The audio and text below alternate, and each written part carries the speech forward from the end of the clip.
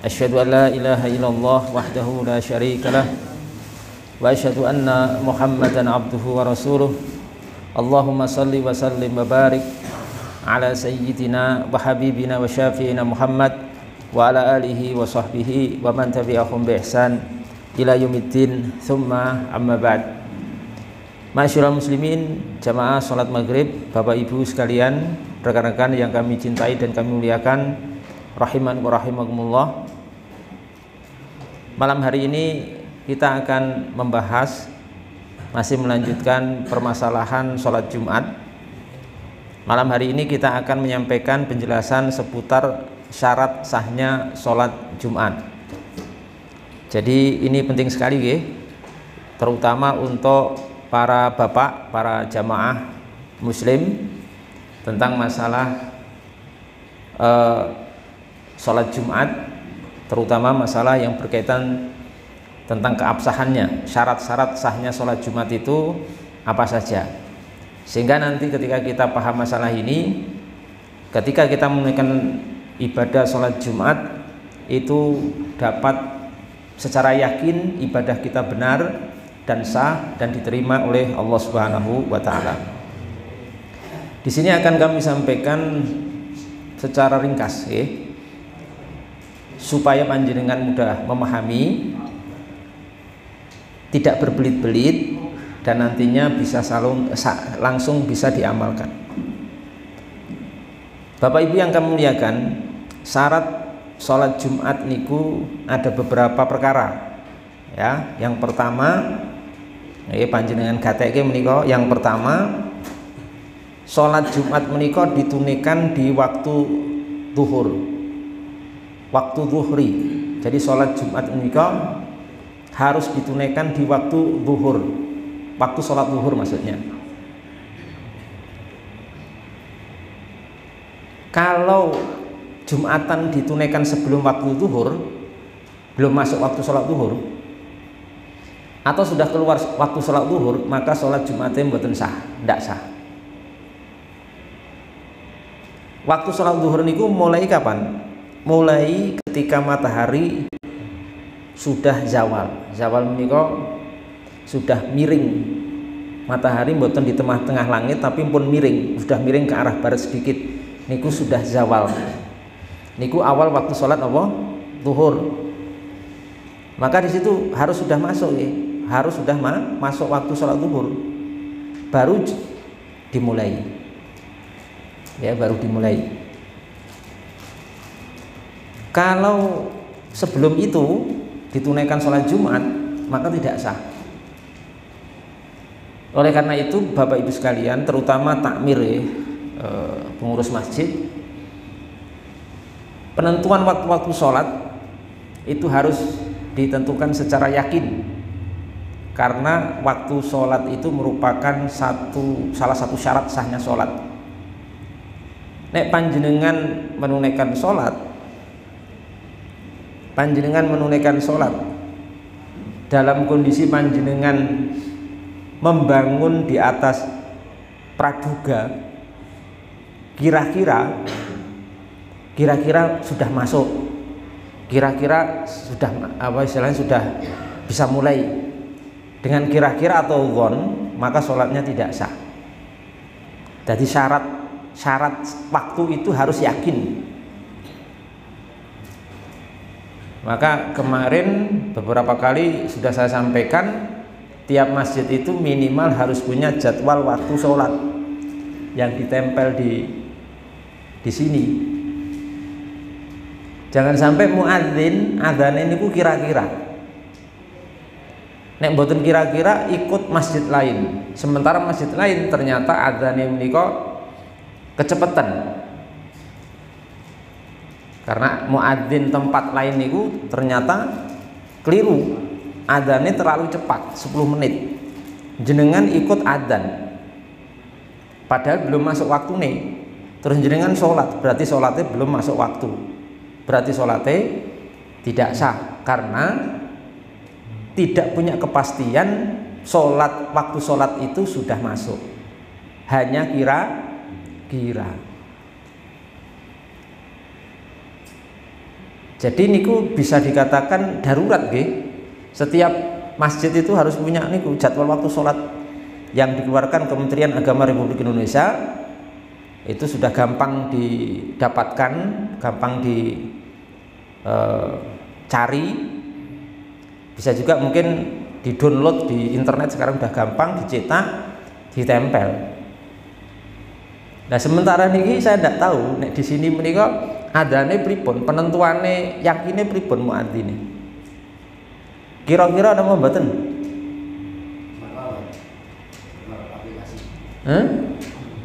Niki. Ah niki bisa juga. Niku biasanya sudah disetik ya, sudah digital. Nah, itu bagus. Jadi bisa berupa yang digital, jam digital seperti ini, atau yang ditempel itu kurang lebih sama.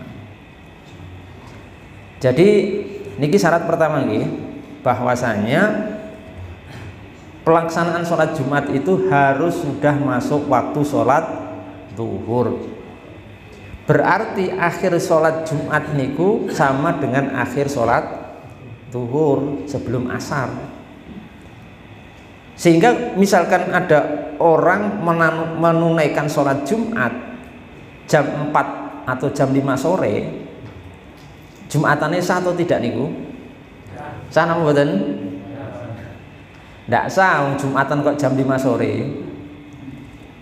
Jumatan jam 4 atau setengah 5, karena itu di luar waktu zuhur. Jadi waktu sholat Jumat itu sama dengan waktu sholat zuhur, awalnya dan apa? Akhirnya.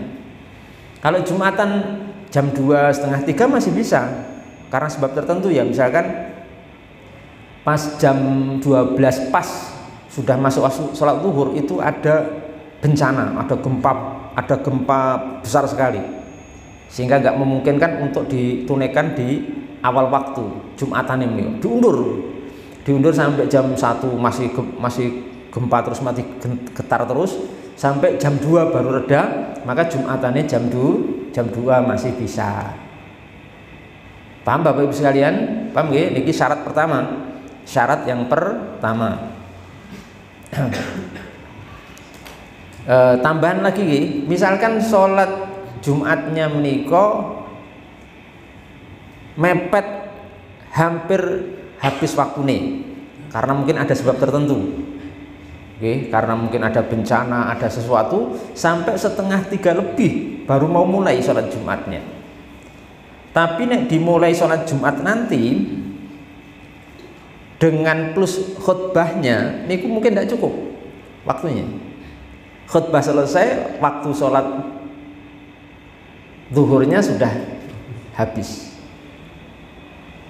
Berarti kan baru khutbah selesai, belum sholat, tapi waktunya pun telah sudah habis nih. Bagaimana ini? Kalau seperti ini tidak boleh sholat Jumat, langsung sholat apa?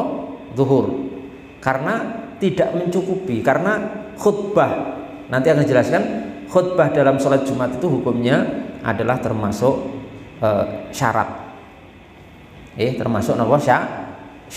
Syarat sahnya khutbah sholat Jumat itu harus ada khutbahnya. Khutbahnya selesai, waktunya hilang, berarti tidak boleh Jumatan. Misalkan Jumatannya tadi setengah 3 lebih, hampir jam 3 baru mau Jumatan. Wah ini nek khutbah dulu, khutbah 2 kali, sholat tidak cukup, baru khutbah, sholatnya tidak kebagian waktu. Niki sekalian tidak sholat Jumat, langsung sholat apa? Zuhur.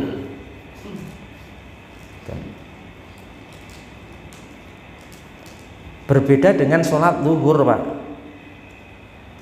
Niki pentingnya fikih ya. Fikih itu tidak sembarangan, makanya panjenengan sholat zuhur sempatnya setengah 3 lebih, hampir adzan asar. Panjenengan sholat zuhur baru dapat 2 rakaat, waktu zuhurnya habis pun adzan asar. Niku dilanjut ke sholat zuhur diselesaikan atau dihentikan? Jawabnya dilanjutkan sampai selesai, karena awal waktunya pelaksanaan sholat duhur itu masih di waktu duhur, dapat 2 rakaat, pun masuk waktu asar, tetap lanjutkan sampai selesai. Beda nih sholat Jumat tadi, jenengan baru khutbah Jumat selesai, waktu habis belum sholat Jumat, maka tidak boleh Jumatan, langsung sholat duhur. Paham ya? Paham ini? Paham. Niki kula sampaikan secara sederhana ya, karena saya mempertimbangkan jamaah ya. Jadi makanya jadi ustadz menikah gampang-gampang susah, harus bisa mengemas penjelasan dan masalah agama menikah menyesuaikan pemahaman hadirin atau jamaah yang mendengarkan. Karena tugas kita sebagai dai itu menyampaikan ilmu, jangan egois menjadi dai menyampaikan daki-daki. Semua ilmu yang dipelajari di sekolah, di pesantren, di universitas dulu disampaikan, sementara jamaahnya keberatan. Syarat yang kedua, syarat sahnya sholat Jumat yang kedua, bahwasanya sholat Jumat itu ditunaikan di daerah atau negeri tempat warga sekitar itu berdomisili, yang mana areanya menika area yang sebenarnya ya dalam hitungan itu area yang kalau seorang safar menika nggak boleh dikosor. Artinya jaraknya itu di tempat didirikannya sholat Jumat menika sekelilingnya itu jaraknya tidak boleh lebih dari 81 km. Jadi luas sekali sebenarnya Pak, secara ilmu fikih. Jadi bukan seperti sekarang ini sebenarnya. Setiap RT ada masjid, ada Jumatan. Gitu. Satu RT malah 2 masjid Jumatan semua. Nek dulu niku aturan fikihnya mboten ngoten. Jadi misal enten daerah mriki niku sing berhak mengadakan Jumatan cuma di Masjid Raya mriki kabeh mriko. Nek teori fikihnya dulu seperti niku. Bukan satu RT malah 4 Jumatan. Sampai di tempat saya menika sampai pengurusnya padu. Pengurusnya menika sampai bermusuhan. Sebabnya napa? Ada 2 masjid. Jaraknya cuma 10 langkah. Gitu. Bayang jaraknya cuma 10 langkah, dua-duanya ngotot pengen ngenekke Jumatan. Saya itu mriko sampai masuk kepolisian, sampai ngundang kepala desa, sampai ngundang RT RW camatnya dihadirkan untuk merukunkan. Jarak 10 langkah deh Pak. Masjid semuanya ngotot pengen Jumatan, ngadakan Jumatan. Sementara nopo? Sementara jamaah sing Jumatan ya itu saja nih. Akhirnya jamaah ini bingung mau Jumatan ke sana atau Jumatan ke sini, pecah. Akhirnya sedikit yang di sini, sedikit yang di sana. Lah menika kurang bijak. Kita menika mendirikan masjid, mendirikan Jumatan itu untuk apa tujuannya? Ketika membutuhkan, ada hajat. Nek nggak ada kebutuhan nggak usah dirikan Jumatan. Kenapa? Yang di sini sudah ada Jumatan masjidnya, jarak 10 langkah kok di sini buat masjid untuk Jumatan juga. Niku kan wong sudah masyarakat mereka sudah ditampung di masjid itu. Kok kita buat Jumat masjid lagi dan ngotot harus ada Jumatan? Kan nggak ada kebutuhan mereka. Gini betul? Ini sudah ditampung di situ. Maka kembali lagi kita pertanyakan ke niat-niat kula jenengan itu kadang ngototnya nih Jumatan itu untuk apa? Jojo karena nopo? Karena apa? Kotak infak. Nah ternyata ada niat lain, rebutan kotak infak asli nih, tapi ngotot dikemas, ngotot mendirikan Jumatan. Jadi dulu seperti itu ya. Secara hukum fikih menika jauh-jauh Pak, khusus untuk Jumatan loh. Nek sholat 5 waktu masing-masing tempat silahkan saja, mboten napa-napa. Masing-masing RT, masing-masing RW ada 2 masjid silahkan untuk sholat fardu. Tapi untuk sholat Jumat itu memang seyogianya tidak setiap masjid itu mendirikan Jumatan. Sebenarnya teori ini seperti itu. Tetapi kemudian terjadi perkembangan, perubahan masa zaman yang pada akhirnya setiap tempat sekarang mengadakan Jumatan. Ya wis silahkan saja. Ya, kita menikah enak, saya itu jadi ustadz enak. Ya tidak kaku, tidak saklek, tidak apa? Tidak harus begini begitu. Saya menikah berusaha untuk mencarikan solusi pembenaran kepada seluruh amalan masyarakat kaum muslimin. Ya silahkan saja kalau memang ternyata diadakan masjid ini mengadakan, bangun masjid dekatnya lagi mengadakan juga, is monggo saja. Oke, sing penting rukun. Walaupun secara hukum fikih jane nggih kurang pas, tapi ya wis susah, masyarakat menikah susah. Jadi kita yang ngalah saja, sing penting rukun, jangan sampai congkrah karena pengadaan sholat Jumat di masing-masing tempat. Kalau saya pribadi menikah kalau Jumatan pas di rumah nggak ada acara atau tugas khutbah Jumat misalkan, saya niku Jumatannya ke masjid kota Pak, masjid raya. Hampir tidak pernah saya Jumatan di masjid-masjid kecil, musola kecil tidak pernah Pak. Kalau Jumatan saya itu jauh ke masjid raya kota tempat saya menikah, ya mungkin naik sepeda motor sekitar 15-20 menit. Nah, saya begitu. Tapi dapat daerah saya pun masing-masing RT juga mengadakan Jumatan. Ya. Kemudian untuk musola-musola kecil, jamaah-jamaah musola, masjid-masjid kecil yang jamaahnya cuma sedikit, cuma 7 orang, 6 orang nih kok, tidak perlu memaksakan diri mengadakan Jumatan, lebih baik bergabung dengan masjid-masjid lain yang sudah ada, yang masih menampung. Betul ya?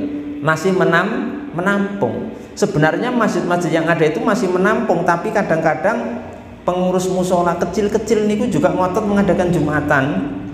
Saya kurang tahu sebabnya apa dan pengennya bagaimana, tujuannya apa juga tidak tahu. Padahal masjid yang mengadakan itu jaraknya juga dekat, betul jauh gitu, terpenuhi, masjidnya masih cukup, tapi kadang-kadang ngotot mengadakan apa?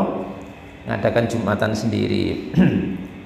Sampai saya pernah mendapatkan ada masjid menikah jamaahnya Jumatan itu cuma 6 orang, cuma 7 orang niku nekat mengadakan Jumatan. Ya Allah, ini Jumatan kok dolanan ya. Nanti akan saya sebutkan nih syarat-syaratnya nih. Kemudian syarat ketiga sahnya sholat Jumat menikah, bahwasanya di tempat pendirian sholat Jumat itu tidak didahului dan tidak diiringi oleh Jumatan lain di satu tempat. Sebenarnya ini hukum fikih lagi Pak, teori ini mengaten jane. Jadi misalnya mriki enten sholat Jumat, masjid mriki pun enten sholat Jumat, nggih, pun dari zaman dulu pun didirikan sholat Jumat enten masjid mriki.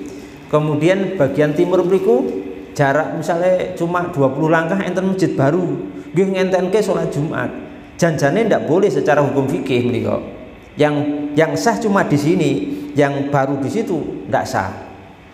Sebenarnya seperti itu teori napa fikihnya. Tetapi kalau memang ada hajat, kebutuhan, misalkan tempatnya terlalu jauh, kaum muslimin kecapean untuk menjangkau tempat yang diadakan sholat Jumat, ya, medannya sulit, ya monggo saja untuk mengadakan tambahan sholat Jumat di masjid tersebut, kalau memang ada kebutuhan untuk itu. Tapi kembali lagi untuk saat ini amaliyah kaum muslimin ya faktanya memang begitu ya. Hampir di setiap RT, bahkan kadang satu RT 2 masjid pun semua mengadakan sholat Jumat. Ya walaupun tidak ideal secara hukum fikih, tapi ya sudah, kita lenturkan saja, kita buat fleksibel hukum-hukum fikih itu. Mungkin kita bisa negosiasi, kita pakai pendapat-pendapat lain di sebagian ulama yang mungkin memperbolehkan akan hal itu. Nah niku ya. Jadi masya Allah Bapak Ibu sekalian, Oleh karena itu tugas kita sebagai dai menika, saya, kita semuanya ya, tanpa terkecuali sebagai dai menika, memang seharusnya bisa ngomong masyarakat dan bisa menjadi dai yang solutif, bisa memberikan solusi, tidak menyalahkan dan tidak menghambat kaum muslimin untuk beribadah kepada Allah Subhanahu wa taala. Jadi kadang saya itu menyampaikan ngeten, ada sesuatu yang secara teori di kitab fikih begini, tapi amal masyarakatnya itu ternyata begitu, Pak. Maka saya akan berusaha mencarikan pembenaran untuk yang diamalkan masyarakat itu dengan mencari fatwa, pendapat-pendapat ulama yang masih bisa dipakai untuk membenarkan. Sehingga apa? Ini nggak usah dirubah, yang sudah terjadi di masyarakat menikah nggak usah dirubah, biar saja. Kita benarkan dengan fatwa atau pendapat ulama lain, walaupun itu berbeda dengan pendapat kita. Paham betul maksud bulan ini? Paham ya? Jadi seperti itu, supaya hidup bermasyarakat itu bisa tenang, nyaman, rukun, adem, ayem. Karena nanti kalau setiap masalah, oh ini salah, oh ini nggak boleh, ini haram, kita hidup dalam kondisi saling bermusuhan terus, dan kelemahan umat Islam itu di situ. Kelemahan umat Islam itu di situ, di sisi itu. Kemudian syarat yang berikutnya, bahwa Jumatan menika sah ketika hadirin yang hadir menika minimal jumlahnya 40 orang. Pinten? 40 bi arba'in, 40 orang yang wajib Jumatan. Jadi 40 niku harus orang sing wajib Jumatan. Misalkan sing wajib Jumatan cuma 10, terus 30 menika anak-anak kecil, niku mboten sah. Karena anak kecil tidak wajib Jumatan. Yang wajib Jumatan itu harus terpenuhi 40. Misalnya masjid pinggir jalan, warga sekitar situ asli netok niku yang Jumatan cuma 7 orang, sisanya sing 40 lebih menika musafir semua, ndak sah. Jadi makanya Jumatan menika didirikan jangan di sembarang tempat. Misalnya masjid di bandara, ndak punya penduduk kok ngenek Jumatan. Semua sing sholat di situ musafir. Ndak bisa diterapkan hukum sholat Jumat di situ, Pak. Masjid di stasiun kereta ngenek Jumatan susah, kecuali stasiun kereta yang lingkungan sekitarnya itu penduduknya banyak. Tapi kalau bandara yang saya bandara airport ya, bandara udara menika, pesawat yang saya perhatikan di Cengkareng Soekarno-Hatta atau di tempat-tempat lain niku, itu rata-rata tidak ada penduduknya. Jadi musola di dalam di dalam bandara itu nggak ada penduduk tetapnya. Semua yang ada musafir, pengunjung. Itu tidak boleh diadakan sholat Jumat di situ. Karena musafir itu tidak wajib ya sholat zuhur mawon, tidak usah sholat Jumat. Karena musafir tidak wajib Jumatan.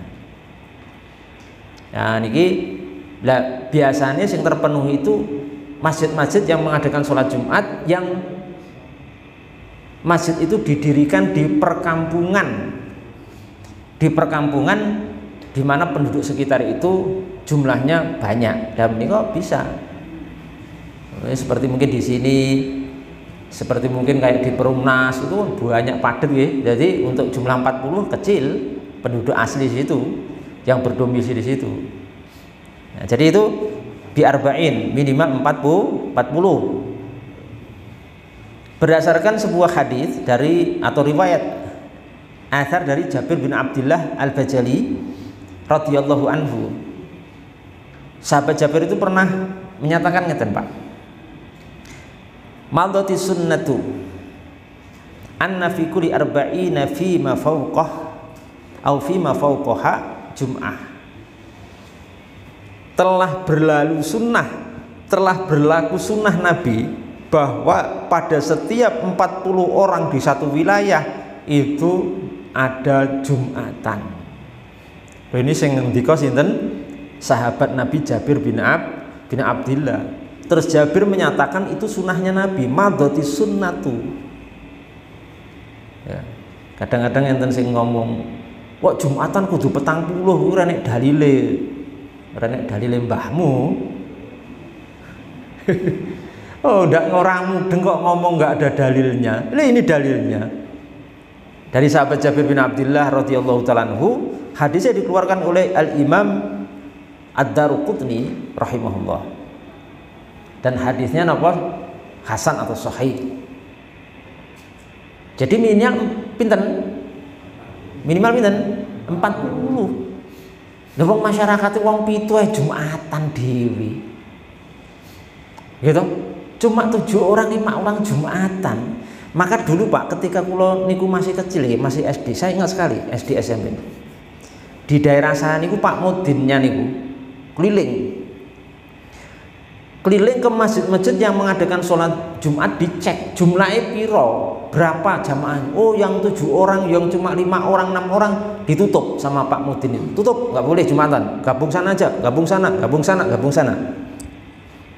Bagus niku. Itu bener niku di Pak Mudin di daerah saya, Kaur Kersannya. Keliling, akhirnya masjid-masjid yang cuma sedikit hadirinnya menikah jamaah cuma 5, 6, 7, 8, 10 ditutup, terus diarahkan bergabung. Dan itu pun masjidnya nggak jauh ya, cuma dekat. Jadi monggo itu lebih aman dari kita. Walaupun ya walaupun harus kita sampaikan juga ya secara adil dan jujur bahwa memang ada sebagian ulama yang yang membolehkan Jumatan pesertanya kurang dari 40 niku, ada yang membolehkan nggak harus 40, ada juga, tapi itu sebagai wawasan ilmu saja untuk kita gunakan ilmu ini di saat-saat memang kita membutuhkan dan memang ada hajat yang mendesak. Contohnya ada di satu pelosok daerah Pak, jauh sekali dari kota, orang-orang gunung yang tinggal di pelosok ini. Di situ diadakan Jumatan. Tidak mungkin Jumatan ke kota, karena itu di dataran tinggi yang jauh sekali dari kota. Naik Jumatan ke kota sangat memberatkan, naik kendaraan bisa berjam-jam dan medannya sangat sulit. Saya ini orang lapangan Pak, saya itu pernah ngisi tempat-tempat seperti itu. Ya, pernah membelah hutan belantara. Saya niku untuk mengisi tempat-tempat terpencil. Jadi saya tahu, niku ada tempat yang naik Jumatannya itu nggak diadakan di gunung niku harus ke kota jauh sekali, medannya sulit sekali. Akhirnya diadakan Jumatan di daerah terpencil di atas gunung Pak. Pesertanya pinten, kadang cuma 10, kadang cuma 8. Bagaimana? Nek di situ kita sahkan saja dengan mengikuti pendapat ulama yang lain yang membolehkan. Sebab nopo? Sebabnya nek enten mriku tidak diadakan Jumatan, malah masyarakat tidak Jumatan. Nek nunggu 40 niku bisa bertahun-tahun, akhirnya masyarakat muslim niku malah tidak Jumatan. Dah pakai saja pendapat ulama sing masih membolehkan Jumatan kurang dari 40. Karena memang ada kebutuhan, situasi dan kondisi menuntut Pak. Benten nek nenten mriki kota-kota ngeten iki dan Perumnas Palur, wah kan padet nih. Ya nek musola kecil, ya, jamaahnya karena terlalu banyak masjid, musola buat musola lagi, akhirnya jamaahnya cuma 7 orang Jumatan. Padahal sekarang mriku banyak masjid yang masih kosong yang bisa diikuti untuk bergabung saja di situ. Nah ini makanya kita menikah harus memahami hal-hal seperti ini. Namanya fikih dan namanya hikmah Pak.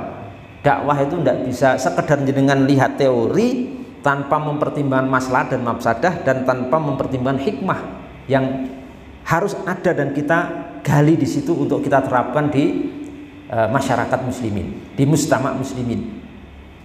Paham betul nih Kang? Paham nggih? Nah, jumlahnya 40. Kemudian yang terakhir, belum yang terakhir, yang berikutnya, Jumatan menika disyaratkan harus berjamaah. Jumatan menika tidak boleh dilakukan sendiri-sendiri. Jadi misalnya panjenengan males teng masjid, rodok greges, masuk angin terus Jumatan ten dalem. Jumatan di rumah sendiri, khotbah dhewe, salat dhewe. Niku ndak sah karena Jumatan itu syaratnya harus berjamaah. Betul lho. Kayak syaratnya berjamaah niku minimal rakaat pertama. Rakaat pertama niku kudu jamaah. Nek rakaat keduane ndak berjamaah bisa. Nggih, tapi minimal rakaat pertama dapat satu rakaat bersama imam. Contohnya ngeten. Jenengan Jumatan terlambat. Pun rakaat kedua. Tapi jenengan masih dapat. Jadi pun rakaat pertama selesai, imam balik tau iktidal, Allahu Akbar, masuk rakaat kedua. Bismillahirrahmanirrahim. Alhamdulillahirabbil alamin. Masuk rakaat kedua. Jenengan baru datang. Pripun niku? Boleh. Jenengan masih boleh dan dapat Jumatan. Selesaikan nanti berarti kurang satu rakaat, naik lagi menyempurnakan satu. Karena berjamaah menika syaratnya minimal satu rakaat dapat. Benten nek jenengan Jumatan terlambat imamnya pun napa tasyahud akhir at-tahiyatulillah. Jenengan nembe dugi baru datang unu imamnya arep salam nembe napa? Nembe hadir. Apakah boleh masuk Jumatan? Ndak boleh. Enggak usah Jumatan sekalian, sholat zuhur. Karena jenengan tidak dapat walaupun satu rakaat bersama imam. Paham napa mboten niki? Jadi mengke nek sing Jumatan pun ajeng rampung, sudah mau selesai Jumatane, nggih, pun ajeng salam, panjenengan tidak perlu ikut Jumatan karena ndak boleh dan ndak sah. Panjenengan diganti dengan sholat apa? Zuhur. Ya alhamdulillah. Alhamdulillah jamaah mriki ya paham ternyata. Diterangi ngeten iki ya paham. Ya, mboten rugi maksudnya. Mboten rugi diwedangi kayak snack ya diterangke ustaz ya paham. Lho ngeten iki mahal Pak, jenengan ngaji ngeten iki mahal. Jenengan ngaji teng pundi-pundi dereng tentu dikai materi ngeten iki ora paham-paham. Jenengan ngaji 20 tahun ya nang ora paham. Gitu. Ya itu beliau. Untung jenengan ngaji kalih kula. Yang terakhir, syarat terakhir Jumatan menika syarat terakhir harus didahului oleh dua khutbah. Khutbah Jumat nembe Jumatan. Jadi khutbah Jumat niku hukume syarat sahnya sholat Jumat. Jumatan sing tanpa khutbah Jumatane tidak sah. Saya ulangi ya. Khutbah Jumat nika hukume syarat sahnya sholat Jumat. Sholat Jumat tanpa khutbah Jumat tidak sah. Dan khutbah Jumatnya dua kali gitu, diselingi dengan duduk nih. Khutbah pertama diselingi duduk, terus khutbah kedua terus selesai. Nih. Dan khutbah Jumat menika dilaksanakan sebelum sholat. Khutbah dulu baru sholat. Berbeda kali sholat hari raya. Kalau sholat hari raya niku napa?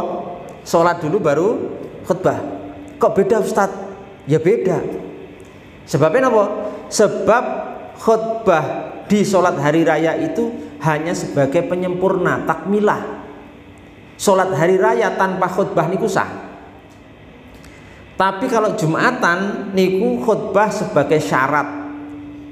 Sholat Jumat tanpa khutbah Jumat itu tidak sah. Maka berbeda. Maka ketika menjadi syarat itu didahulukan dari sholatnya. Jadi niku Bapak Ibu sekalian 6 syarat sholat atau 6 syarat sahnya sholat Jumat yang dijelaskan oleh para ulama kita. Ya niku semoga itu menjadi manfaat bagi kita semuanya. Alhamdulillahirabbil alamin. Misalkan kita ketinggalan sholat Jumat tadi karena imam sudah kita melaksanakan sholat zuhur berarti apakah kita mendapatkan dosa karena termasuk meninggalkan sholat Jumat? Tergantung nggih. Maksudnya keterlambatan kita itu kenapa? Misalnya kita kok terlambat sholat Jumat sampai imam sudah mau salam, itu kan mboten sakit sholat Jumat toh, gitu. Harus sholat apa? Sholat zuhur, karena imam pun ajeng salam. Apakah berdosa? Tergantung Pak. Tergantung kenapa kok sampai terlambat nih kok. Kalau terlambatnya itu karena menganggap remeh, hanya karena males, wis dengar khutbah, dengar adzan Jumat masih males, masih nonton TV, masih ngegame umpamane, ya, jenengan masih sibuk apa kerja ngeten wis Jumatan, khatibe wis khutbah ra nek wong. Khatibe pun khutbah ra nek wong. Alhamdulillahirabbil alamin ngutbahi wong, ora nek sing dikhutbahi mboten enten. Ya. Sampai iqomat Allahu Akbar mantek ajeng salam anu unuk baru datang. Lah niki sebabnya nomor nek gara-gara nonton sinetron, gara-gara nonton TV, maka jenengan berdosa walaupun sholat zuhur, nanti gantinya sholat zuhur tapi berdosa. Tapi nek misalnya karena ketiduran, betul sengaja, karena bani bocor di jalan sampai disurung, akhirnya sampai tempat Jumatan terlambat, ya, atau sebab ada macet, ya karena sebab tertentu jalanan macet, akhirnya terlambat datang ke tempat sholat Jumat dan seterusnya, menikah tidak berdosa, walaupun nanti akhirnya betul ikut Jumatan ganti sholat zuhur tapi tidak berdosa karena itu ada sebabnya. Ini tidak ada sebabnya karena meremehkan, karena melalaikan, karena ngentengke sampai terlambat Jumatan, menikah berdosa walaupun sholat zuhur ya, tapi napa berdosa. Oleh karena itu para ulama ngeten Pak, misalnya Jumatannya mriki jam pinten adzane? Jam 2. Misalnya dibuat jam 12 adzan Jumat ya, misalnya. Jenengan kok jam 12 kurang seperempat malah mapan turu. Hukumnya turu niku napa? Hukumnya tidur mendekati adzan Jumat niku apa? Niku dadi haram. Turu haram niku nggih niku contone. Tidur sing hukumnya haram niku tidur 15 menit sebelum adzan Jumat, Pak. Niku haram, Pak, tidur. Sekedar tidur tapi hukumnya napa? Haram. Gimana jenengan? Jadi ampun nggih, ya kalaupun ngoten ya nggak boleh tidur Pak, mendekati bahaya Pak niku. Karena kalau kita tidur di jam itu akan menjadi sebab kemungkinan besar kita terlambat sholat Jumat, bahkan luput dari sholat Jumat, maka sebabnya pun ikut diharamkan. Terus mungkin nek ajeng tilem kapan? Nek dinten Jumat. Bar Jumatan mawon genah niku sampai asar ya penak ya, jam 12 kurang seperempat malah mapan ya ampun ya bahaya, karena nanti akan menyebabkan kula panjenengan ketinggalan sholat Jumat dan itu bisa berdosa kita sekalian.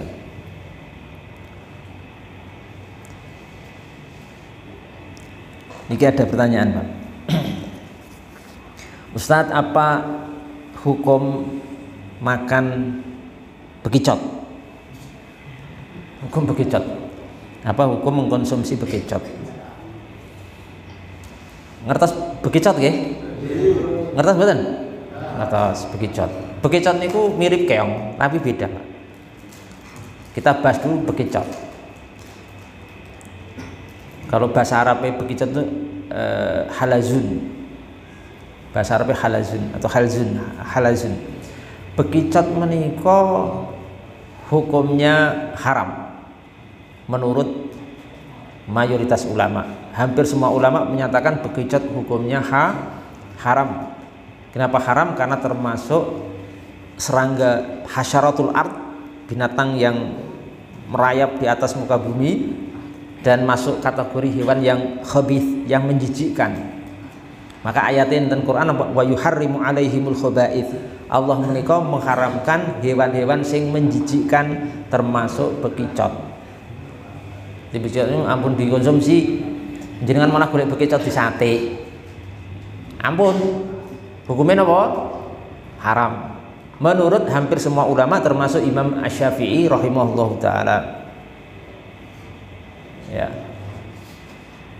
Berbeda dengan keong. Kalau keong niku halal, keong sawah niku lho, halal. Kenapa? Karena keong sawah menika hewan air seperti ikan, seperti iwak. Makanya nek keong halal karena hewan air. Nek bekicot niku hewan darat, makanya haram. Sehingga nanti kalau panjenengan kalau ingin mengkonsumsi keong saja, jangan mengkonsumsi bekicot. Ustadz, dalile mana nek bekicot haram?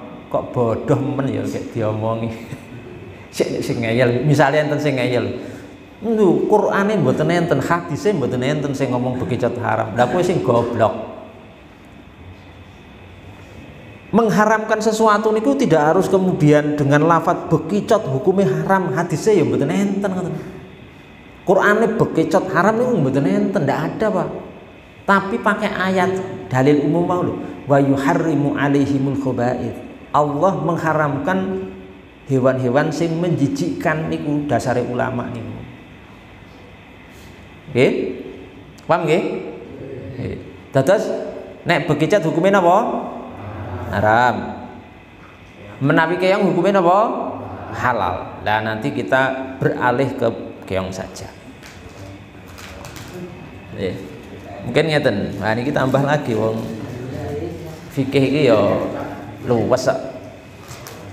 Misalnya enten sing ngayal ngeten. Ustadz, saya dengar-dengar malah. Ustadz, saya dengar-dengar katanya, dengar-dengar katanya lagi. Ustadz, saya dengar-dengar katanya ada ulama yang menghalalkan bekicot juga. Benar atau tidak? Saya jawab, benar. Ada memang, Pak. Enten ulama yang menghalalkan bekicot nggih enten. Itu ulama Malikiyah. Imam Malik bin Anas niku menyatakan bekicot hukumnya halal. Tapi ngeten, kados kados masalah sing salat Jumat 40 tadi lho, ngeten. Ada sesuatu yang itu cukup kita ilmui tapi jangan diamalkan untuk kebutuhan-kebutuhan yang sifatnya kondisional dan situasional. Sekarang ngeten nggih, kula jenengan hidup di Indonesia. Indonesia niku mayoritas madzhab Syafi'i, nggih, madzhab Syafi'i. Madzhab Syafi'i niku sesuai madzhab mayoritas ulama berpendapat bahwa bekicot niku hukumnya napa? Haram. Di masyarakat sudah bekicot haram, ini pun hukum. Sing diamalkan sing diikuti niku. Lah, ketika kita niku hidup di tengah masyarakat yang seperti itu pendapatnya, jangan nganeh-nganehi. Kemudian, wah, saya bekicot sing hukumnya halal wae. Itu sama seperti ngeten, masalah daging anjing. Daging anjing menika menurut hampir semua ulama hukumnya haram. Kalau dicari ustadz apa ada ulama yang menghalalkan daging anjing? Nggih enten. Kalau kita hidup di Indonesia ini, masyarakat kita niku sudah biasa meyakini dan mengamalkan bahwa daging anjing niku hukumnya apa? Haram. Dan jenengan tiba-tiba aku sing melu sing halal wae. Terus buka sate, malah buka sate asu, iya, sate anjing, sate jamu, malah neng samping masjid sisan. Lah ya geger Mas Bro. Jadi niku sok bener ning ora pener ya ngoten niku. Jadi kadang-kadang ngoten nggih. Ada ilmu yang sekedar kita ketahui secara teori, tapi tidak perlu kita amalkan, Pak. Nggak perlu kita amalkan karena niku nanti akan menyebabkan banyak permasalahan. Termasuk bekicot tadi, wis melu umumnya masyarakat wae lho. Bekicot haram ya wis melu haram. Nek anjing iki hukumnya haram ya melu haram. Ora usah kemaki terus wah aku sing aku melu sing anjing halal wae. Ndak boleh. Makanya belajar agami menika kudu pakai guru, harus ikut guru, harus diambil dari para guru niku. Ilmu-ilmu seperti ini enten buku ndak ada. Jenengan tak kasih tahu niku. Larangnya ustadz ini ngeten iki asine, regane ustadz sing larang ngeten iki. Jenengan mau maca buku tok, wah seneng entuk napa? Pendapat anjing halal. Wah, sisan hobi tuku sate jamu. Kok senengen toh? Gitu. Enten ulama sing membolehkan daging anjing. Dan itu salah cara berpikir seperti itu. Paham nggih? Ya. Oleh karena itu, maka di sini ngeten ya. Kita berusaha Bapak Ibu sekalian dalam memahami agama ini memang kita niku jangan gegabah, jangan gerusa-gerusu. Setelah pemahaman juga dalam hal penerapan. Umat Islam di Indonesia ini sudah tertata baik di atas pemahaman yang sudah bagus, sudah lurus, sudah benar. Jangan diutak-utik lagi, jangan dirusui lagi, jangan disalah-salahkan lagi. Wong itu sudah benar mengikuti Imam Syafi'i rahimahullah taala. Wis pokoknya jenengan ini madem-madem melu Imam Syafi'i insyaallah selamat dunia akhirat. Nggih, paham mboten niki? Ampun melu orang genah di lho niku sapa ulama juga bukan gitu. Wis pokoke Indonesia niku dari Imam Syafi'i. Termasuk anjing haram ini ku karena nderek Imam Syafi'i. Karena kita tidak bisa memahami Quran kalih hadis sendiri Bapak Ibu sekalian. Maka di Indonesia menika seperti ormas-ormas yang ada di Indonesia seperti NU Nahdlatul Ulama atau Muhammadiyah atau Perti atau Jamaatul Tabligh atau macam-macam ada Dewan Dakwah, ada sekarang itu PKS, IM dan seterusnya niku. Masya Allah mereka semuanya sudah merujuk kepada madhab Imam Syafi'i rahimahullah taala. Saya kemarin tuh luar biasa ada pondok-pondok pesantren yang terkenal keras. Nek dulu jurukannya pondok-pondok teroris sampai ngeten Pak. Enten tapi nggak perlu saya sebutkan namanya. Keras Pak. Wis pokoknya wong Islam Indonesia kabeh disesatke. Wis kabeh ngono wis pokoke keras banget. Niki akhir-akhir menika pun padha merevisi Pak, pun padha taubat. Bermadhab dengan ikut madhab Imam Syafi'i, pun meyakini seluruh umat Islam menika termasuk ahlu sunnah semuanya, pun mau silaturahim ke kelompok-kelompok umat Islam, silaturahim teng PBNU ya, pengurus besar Nahdlatul Ulama Jakarta, silaturahim teng Muhammadiyah Jakarta, ketua PP Muhammadiyah Profesor Dr. Haidar Nasir, pun silaturahim ke berbagai pondok-pondok pesantren yang sudah tua di Indonesia menika. Wah, saya itu sampai terenyuh. Ya. Pondoknya di Solo. Ya, kalau saya sebutkan namanya pasti nggak tahu. Pun podo tobat. Memangnya memahami agama iso dhewe gitu. Akhirnya jenuh sendiri, akhirnya kembali kepada jalan yang lurus sekarang. Dan saya tahu Pak, saya pernah ke rumah ustadz, pernah ke pondok, macam-macam. Ya. Jadi niku seperti itu. Makanya nek di Indonesia menika nek jenengan iki cara gampangnya untuk masyarakat umum. Ustadz sing benerin ndi, sing beneri gampang ae. Ya NU Muhammadiyah, nek mboten NU napa? Muhammadiyah. Itu ormas ahlu sunnah wal jamaah ten Indonesia yang terbesar niku NU kalih napa? Muhammadiyah. Niku mawon gampangane ngoten nek jenengan iki bingung-bingung ustadz sing bener sing endi? Melu niku NU napa Muhammadiyah pun niku aja. NU niku pendirine Kiai Haji Hasyim Asy'ari, Muhammadiyah niku pendirine Kiai Haji Ahmad Dahlan. Niku dua perguruan, sak saudara seperguruan Pak niku.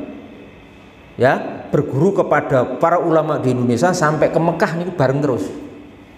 Ilmune jelas, sanad keilmuannya jelas, referensinya jelas, pengakuan ulama semasanya jelas.